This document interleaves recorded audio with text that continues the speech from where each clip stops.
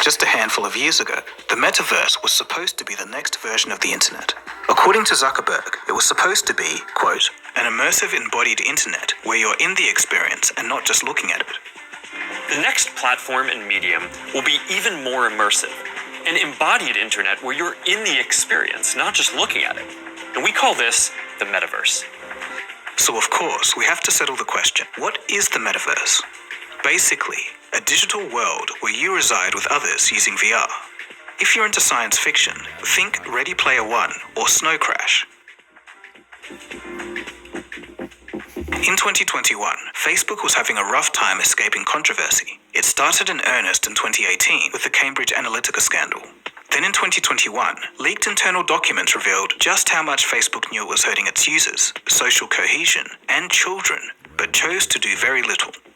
The files dropped in September 2021, and the very next month, in October, Zuckerberg decided to unveil his grand vision of the metaverse to the world. It just so happened to come with a complete branding change and name change. The optics were poor, and it looked like a thinly veiled way to ditch the troublesome Facebook brand identity and switch it to a new one, all within a virtual presentation that lasted an hour.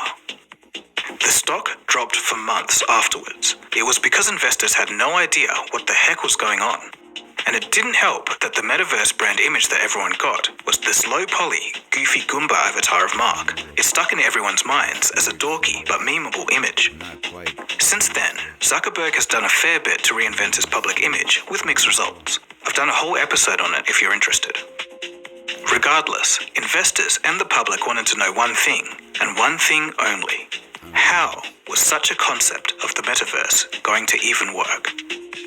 Meta would plan to launch several metaverse products. Number 1, Horizon Worlds, a VR world with Meta Horizon OS as an operating system that would power their headsets. Number 2, Meta Horizon mobile app. This is the companion app for Meta Horizon. People could manage their Horizon profile and connect with others. Number 3, the Meta Horizon Store, a platform for buying and downloading apps and games for Horizon OS devices. And 4, Horizon Home. This is a personalized virtual space where users can socialize with friends and family in a virtual environment. But for the average consumer, the friction was immense. First, you have to buy a headset which costs you hundreds of dollars. Then you have to sign up to the metaverse and explore. The linchpin of the whole idea is that the experience would have to be good enough to keep you coming back. Then there's the network effects. If no one is there, no one else is going to be drawn to use it. And this isn't to mention that trust in Facebook was at an all-time low, and trust in Meta still is. Lastly, there's the cultural element. Most people don't understand the appeal of having a platform that literally disconnects you from the real world. It would take a lot to get the average person not interested in technology to actually want to strap a pair of screens onto their face, centimeters away from their eyeballs, time and time again. The bottom line is that VR headsets are a hard form factor to gain mainstream adoption. Even Apple couldn't do it. Of course, for Apple, the price was the big issue. But still, it's an indication that consumers aren't ready for it just yet.